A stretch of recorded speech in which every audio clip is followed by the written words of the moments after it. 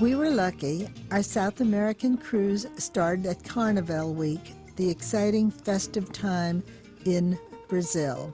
The first Brazilian carnival was in 1641 when the governor of Rio de Janeiro determined that a whole week should be celebrated to honor the coronation of the King of Portugal.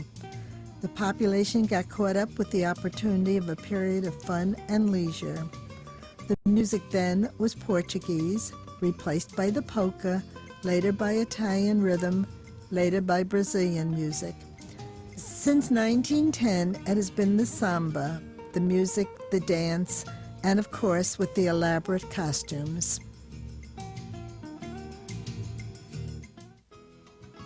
We boarded the ship in Buenos Aires. By the way, Carnival in Argentina uses the tango, a different tango than we know here, not the samba like they do in Brazil. But we had no time to see the city because we got right on the cruise ship. We cruised up to Puerto Rico, stopping first at Montevideo in Uruguay, Rio de Janeiro, Recife, Santarém, Boca de Valeria, Manaus, all in Brazil, Devil's Island in French Guiana, Port of Spain in Trinidad, La Guaira in Venezuela, Curacao in Netherlands Antilles, then Puerto Rico, USA, where we easily cleared customs and happily headed for home. Montevideo, the capital city of Uruguay, is a city of 2 million residents, primarily of Spanish and Italian stock. In 1726, it was founded by the Spanish governor of Buenos Aires, Argentina, as protection from the Portuguese country of Brazil. Today, it is a socially advanced, independent country with some reforms ahead of even the United States. That's our bus loading.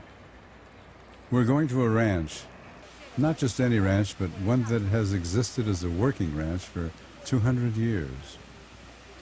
Gauchos with horses down at the beach. We join them for a barbecue. And we watched their folk dances.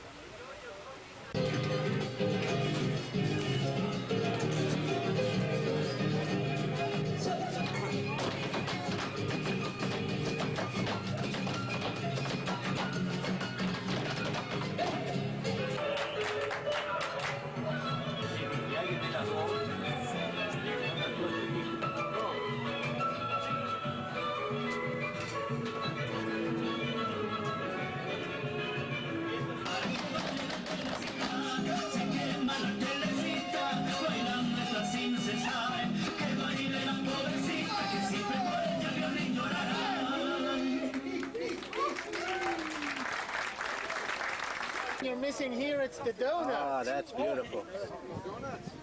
That's beautiful. That's it. Okay, there you go. Oh, yeah. Got it. Now, what he's showing to you is the length of the wool and the quality. First of all, the longer the hair, the easier and the better it is to cut it, okay? There are two things that when you cut, you cannot do. You cannot cut neither the ear, and the other thing you cannot cut is, not that, but the eyes. That'll make a nice plate. Yeah. So, take a look at it, how you practice it. So now you can practice in your cabins with your fellow cruisers.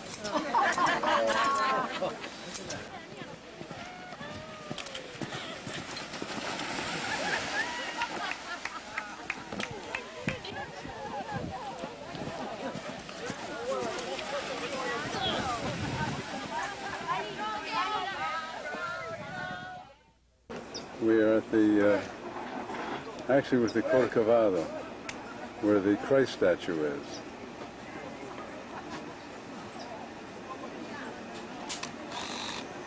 "30 seconds ago, this was all fogged in. Weird. I don't know the name of that mountain, but it's a big one. This is on the other side of the Corcovado. It took us 20 minutes to get up here by funicular, and another 20 minutes to walk up 250 stairs.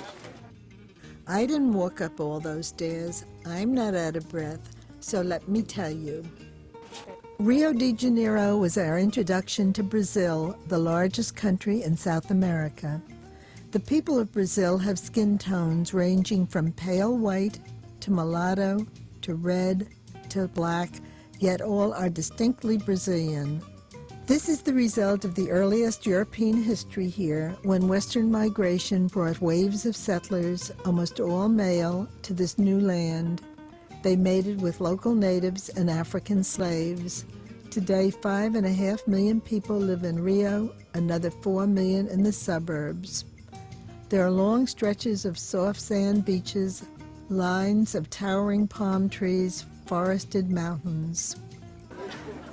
The fog moves in so swiftly, it's very difficult. It's a stadium that seats 250,000 people. Also, from the top here, we see the racetrack. There was a mountain there to the right a while ago, but it's gone. Our day was spent at a lunch feast with Carnival costumed entertainers. The men had very clear vision here. No more fog.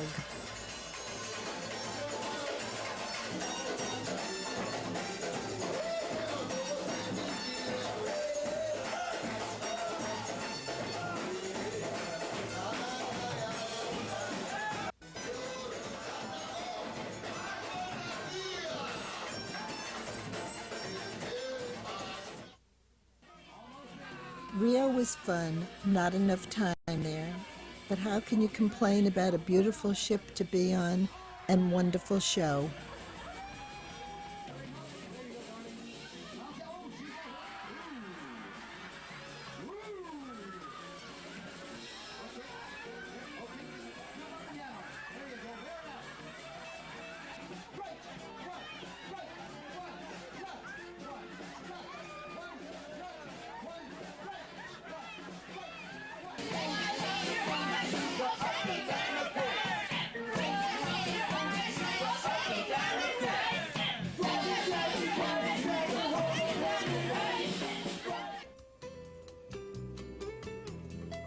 Recife in northern Brazil is known as the Venice of Brazil, with a series of bridges, many canals. It's very much a modern harbor city.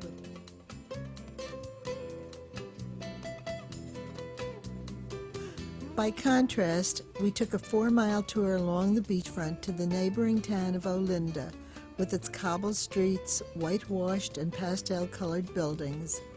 Some churches and buildings have even been preserved from the 1500s. Inside a chapel in Recife. We're going into the chapel.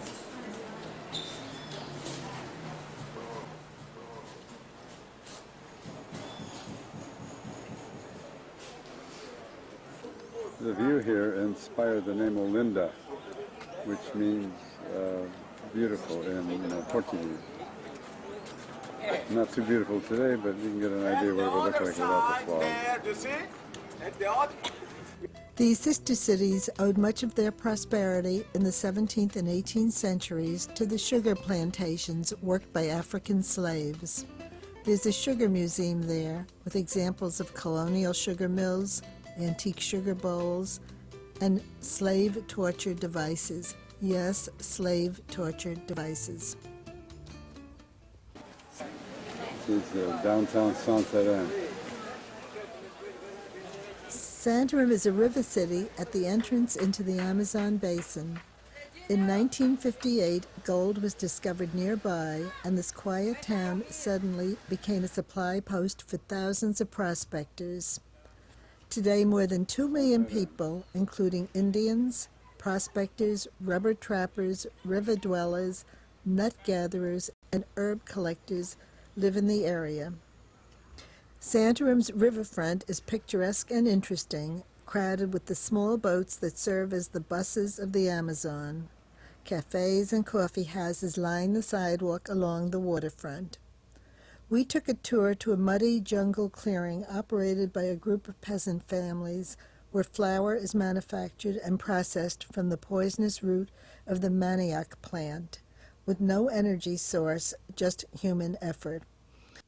So when they cook every day, they are like, as they say in Portuguese, they are killing the poison. They use the poisonous root of the manioc plant, which is put into this hand-driven grinder to make flour, a major staple in the Brazilian diet. Middle of last century, a guy called Spruce, they came to this area and he conducted studies to see what kind of rubber tree would be the best to use. P6 here, please. P6.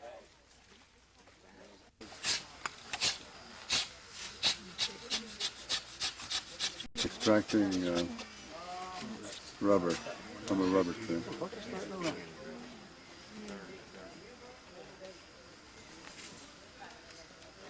Was from yesterday.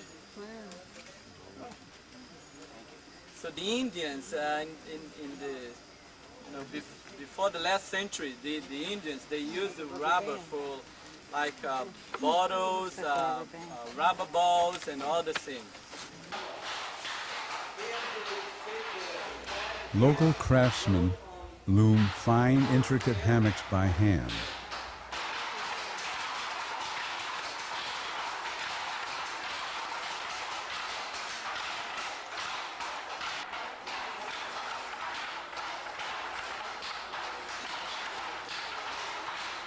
People bring their own hammocks on boats to sleep on a long trip. I'd like you to see on the map, here is Santarém again.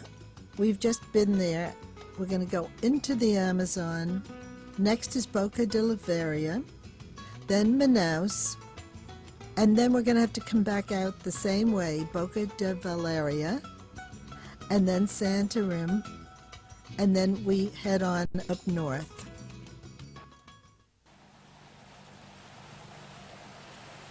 We anchored off Boca de Valeria to go ashore in tenders to see natives and jungle.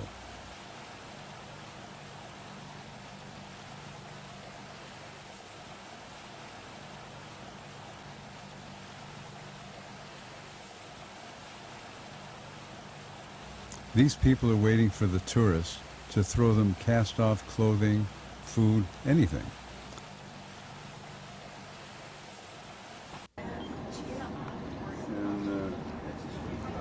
And Boca Valeria doesn't look like there's too much here. We'll be going ashore where that tender is leaving.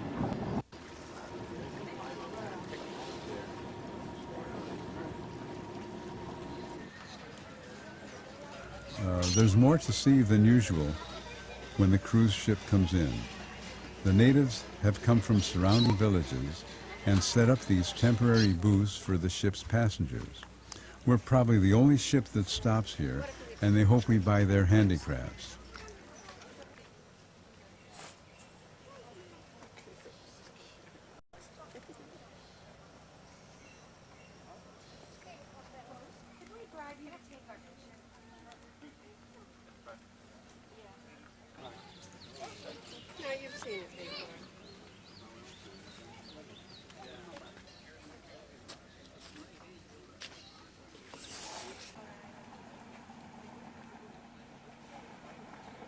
They're going to roast a pig in a few minutes.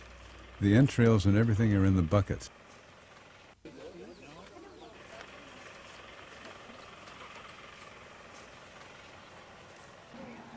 Back to the ship and on to Manaus.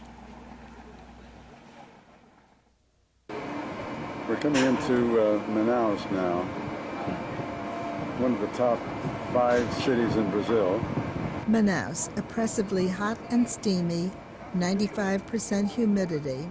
Founded as a Portuguese fort in 1660.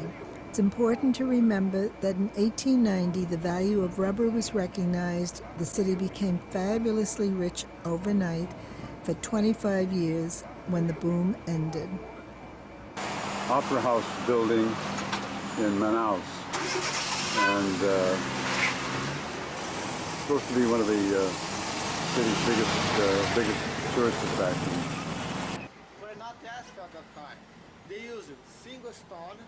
View from the Opera House. To keep down the noise of the carriage. Not slow. You know who's Yara? No? She's the mother of the fresh water. She's an Indian mythology. Okay? She's On this ceiling is the painting with the naked woman and the one holding the statue with their arms outstretched, standing up. Seems to move with you as you observe from different angles in the room.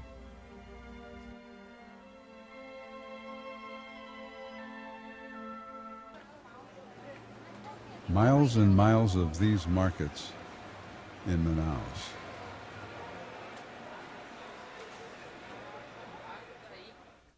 We're leaving now to go on a jungle trek.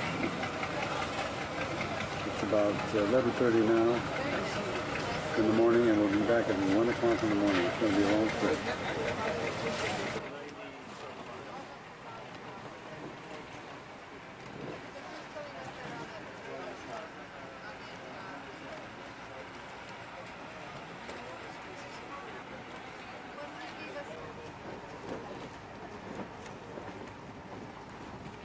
Meeting of the Waters is part of the full day and night tour. It's where the brown Rio Salamos and the black Rio Negro join, a popular tourist attraction accessible only by riverboats. Rio Negra is like Coca-Cola, and the Rio Amazon is like coffee and cream. The rivers differ in clarity, density, temperature, acidity, suspended sediments, so they don't mix, and they flow side by side for about 10 miles when they mix and form the Amazon proper, several miles wide. Generator, they use a battery, truck battery. Yeah. This isn't a village, just a little motel for lunch.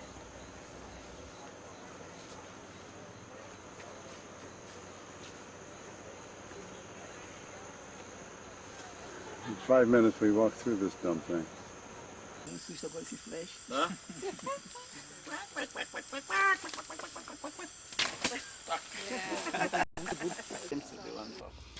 Dark enough now for alligator sighting. This is the highlight of this very, very long day. He wants you to turn him over. Turn him over. Ahí. Wow. Dun, dun, dun, dun, dun, dun, dun, dun, dun. Anaconda. Ele vai balançar que ele tá. Aí esse mundo. Open his mouth, I think. Abre a boca dele. Já? Yes. O quê? Isso é o jacaré? É. How do you know it's a girl? Mostra pra ele aí que é a fêmea. Se for macho, morre. Show me. Dave, that's not tough. Oh, Frank. Es una hembra. Ah, está bueno. Yes. Just a poquito. Ahí está. Poquito. Un poquito más cerca. Ahí está. Ahora está grande. Wanna grab it? Barbara. Barbara, you want this? Yes, please. Only in a purse. No, don't leave it, right? Don't leave the head, right? Don't leave the head. I'll remember that. The poor baby back. Back in Boca de Galera. How lucky can you get? That's the baby sloth. He knows his master is. He's good. Oh. Hello again. Hello. You're fine, aren't we? Sorry. Tourists are encouraged to give something to the kids, no matter how little it can be. Though sometimes they really want more than you care to give. let's see, Joe May said they're bringing provisions and stuff that they would normally throw away, bringing it to the people here in Boca da Valeria.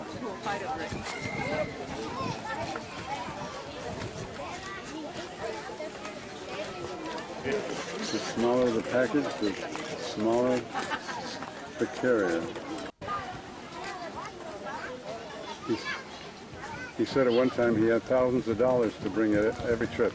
Now he only has a few $100s. People are getting weary of donating, I guess. So this is donations, not stuff from the ship? No, this is stuff from the ship. Things that the ship would throw it's stuff from the ship with exactly. they would normally throw away. Exactly. It was all stacked there by the gang. I saw it. I saw the boxes. I didn't think the furniture would.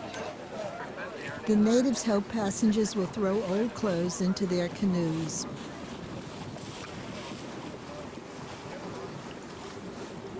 Back to the ship and then on to Santarém.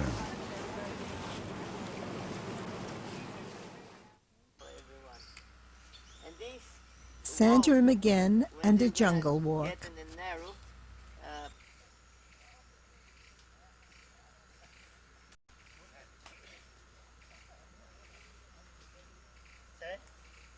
This is it's a nest on the ground, huh? But it can grow. It can be much bigger, like 2 meters, huh? It's depending how many insects per time on the surface. Now they are deep in the ground. Termite nest. Yes. Okay, but the people they come to the jungle to collect the nuts and they open the shell. Huh? Stuff. Well, he gets it in the middle every time. Sorry? Another shell, huh?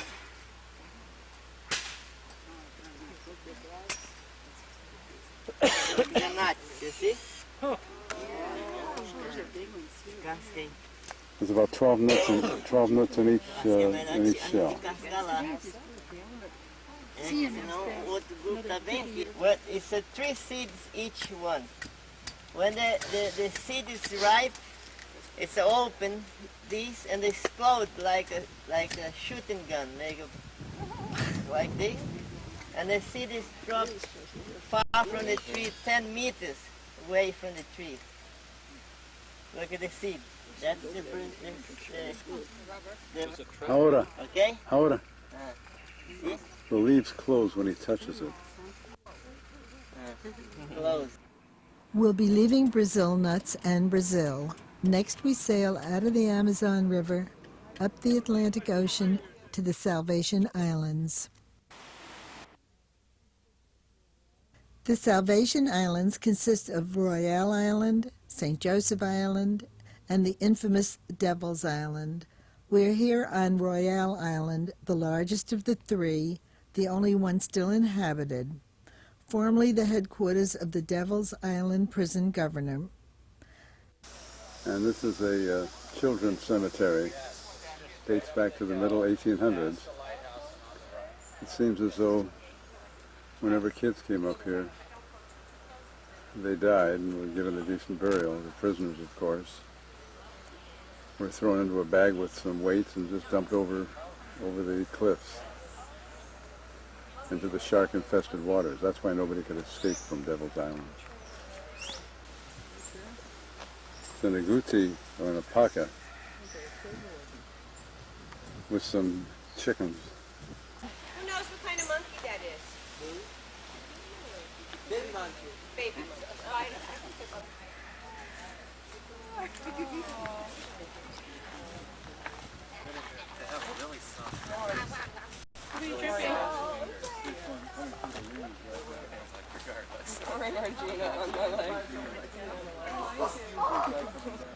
This is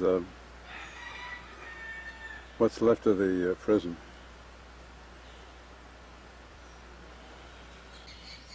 This French convict settlement was established in the mid-1800s. Over 80,000 men were sent here during the next 100 years.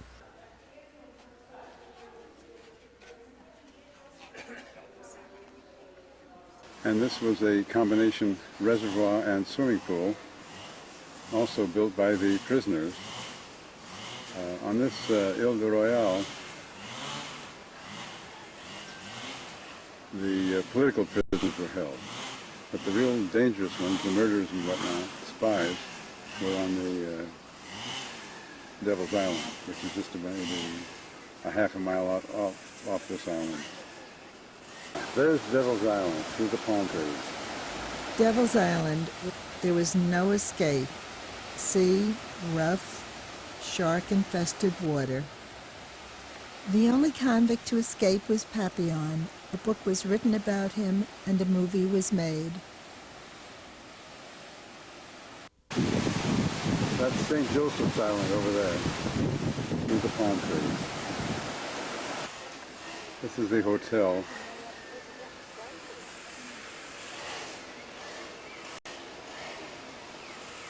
In the water. There's an iguana. Oh, that's gross.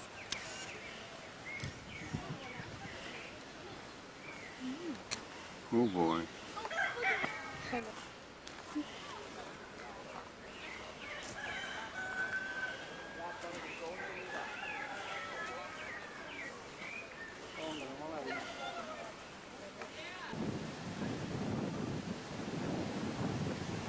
People swimming off the cliffs.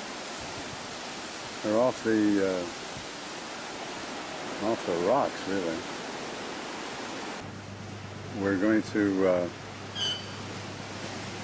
get on those tenders and go back to the ship and leave for Curacao or something. And welcome to our cookery competition here on board Royal Princess. This morning, I'm one of 3 judges for a cooking contest. The 2 passenger chefs are given identical ingredients. We judges get to eat their creations. Let's have a round of applause for Florence Shore, ladies and gentlemen. And judge number 4 is Glenda Rich. A nice warm welcome for Glenda.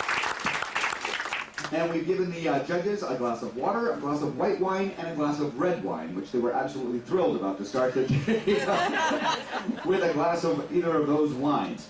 Okay, let's get the, thank you, Rachel. Get the glass out of the way. Okay, Giuseppe, he's trying to pick up a few tips over here. Each other's dishes, too. All right, this is ready to serve, hot off the grill here. Okay, so judges, go ahead and partake.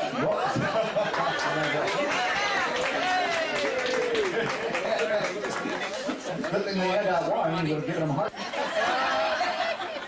Okay, now what other ingredients were in here? I was busy over there with Mac out there. Some onions, and these are the Japanese beans and some tomatoes. Okay, ladies, are we about ready to put the forks down and give us some numbers here? Reluctantly, they're kind of going for it now. All right, now again, we're going to start with presentation, how the plate looked when it was actually placed in front of them. And both dishes, like I said, are so different from each other, so go ahead and get your numbers. And as soon as you're ready, just hold your number way up so everybody in the audience can see it as well. Okay, we've got a 10, an 8, a 9, and a 10. Okay, how about that? That's for presentation. There's 7.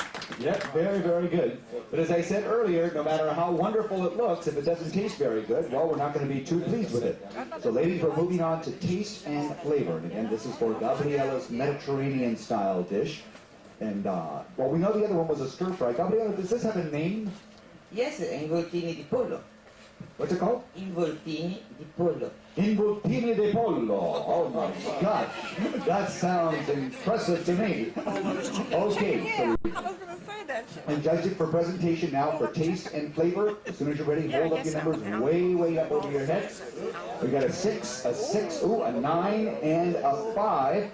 Okay, 6, 6, and 5. All right, let's add up the numbers. So in my pocket, I have some gift certificates from Princess Boutique. So for our grand champion, Matt, come on over here. We want to get this on film as well. We'd like to present you with $100 gift certificate from Princess Boutique. What do you think of that? Very, very much.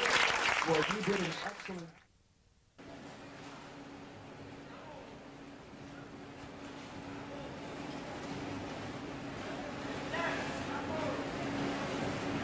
We're at the loading dock in Trinidad.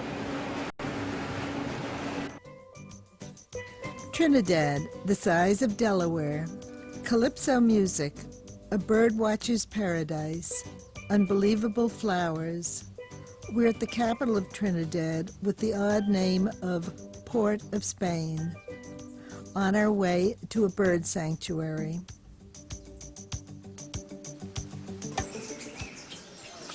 We're about to begin an hour-and-a-half trek into the rainforest. Probably the last one I'll ever see. So that's the female of the purple. The purple is the male. Pretty, pretty. And that's a green honey peeper.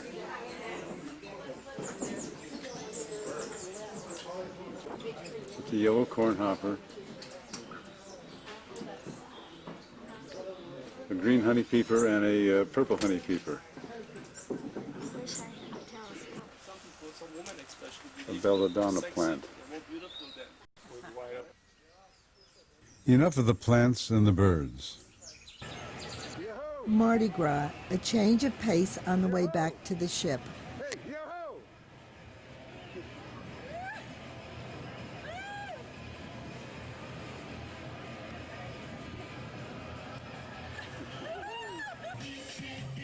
These people are just strolling around in all their fancy feathers.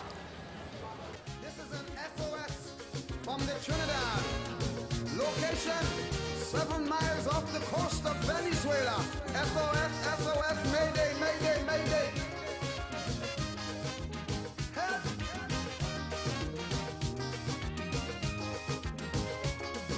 Help!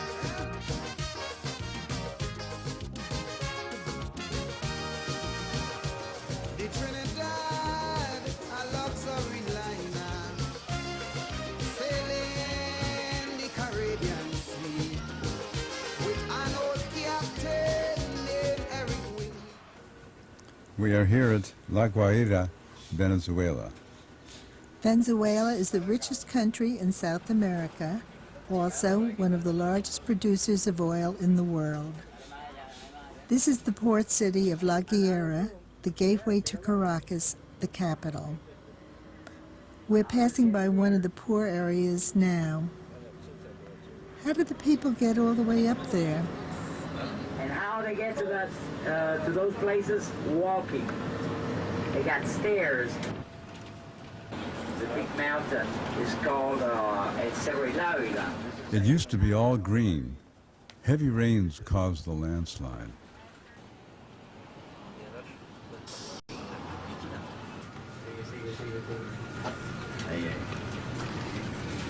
This is a river that overflowed right in the center of town here. Take a look at the size of the stones here. Our bus has made it up 5,860 feet to our mountaintop destination, a little Bavarian colony. A small village originally settled by 350 people from a farming community in the Black Forest. Because of its remoteness, it has remained very German to this day. We stopped to watch some pottery making. We're in the colony of Tovar watching her make something. Why? No bad enough to even come in. He's in. Making pottery looks simple, the way she's doing it. But it takes a lot of practice and talent to prepare and work the clay until you're finished with the original product.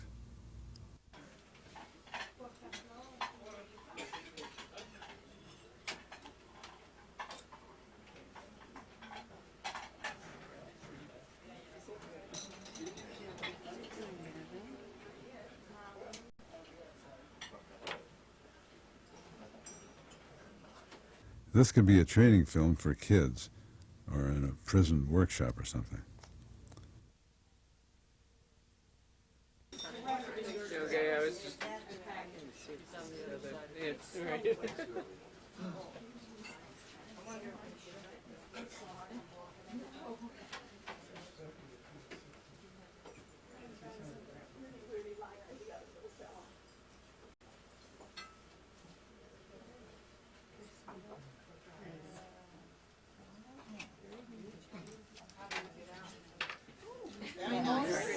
Now she's finally finished. We're ready for a good Bavarian lunch. Ah, lunch. We've a problem. To leave this picturesque Bavarian colony, we have to go uphill a short way before we can turn around and go back down the way we came. But the bus driver said that the bus can't make it with a full load, and most of us should get off and walk up to lighten the load. We were waiting for some of the last few people to get aboard. It's downhill now, but it was sure a steep damn hill going up. This is the Curaçao Museum. Flamingos. We're going to the caves in Harrisburg.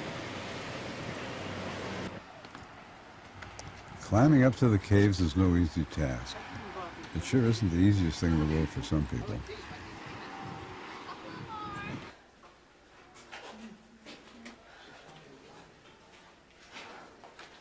And it grows from up and comes down. Down here is stalagmite. The stalagmite grows 1 centimeter per 100 years, and it grows from down under and comes up. Yeah? Over here is what you get when they attach to each other, a column. This column is about 75,000 years old. Okay? Nothing in here is 1 year old, 2 year old, 100 years old, just 7 centimeters. And that's what? That's baby stalagmite. Yeah, it grows from down under and comes up. Yeah. Okay, this is the oldest column, 175,000 years old, but it broke off because of the Earth movement, so we have to wait another 1,500 years for it to grow back. I think by that time we went and come back several times, so maybe we will get to see it, maybe not. The slaves didn't go further than this part of the cave because back there was too dark and the torches wouldn't stay on because of the less oxygen you get in the cave. Okay, but there's enough for us to breathe, so that will be okay. Right now, the next We just visited where they had some liqueur next door to this souvenir place. Curaçao liqueur. Supposed to be good. This is a Cholo Bolo souvenir shop. And we passed this cemetery on the way to the synagogue, which is called the Mikvah Israel Emmanuel Synagogue, which is also a museum. It is the oldest synagogue in the Western Hemisphere. It was dedicated in 1792. The floor is covered with about 5 inches of sand, and I don't know the reason why.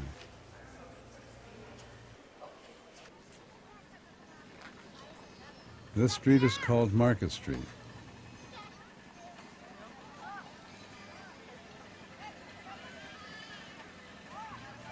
This is Market Street from the other end.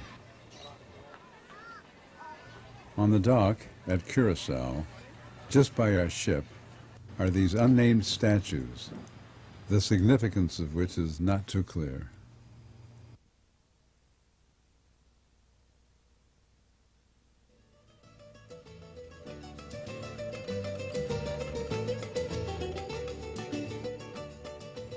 We got back in time for our fancy shipboard meal. Next stop, Puerto Rico, where we disembarked for the airport and home.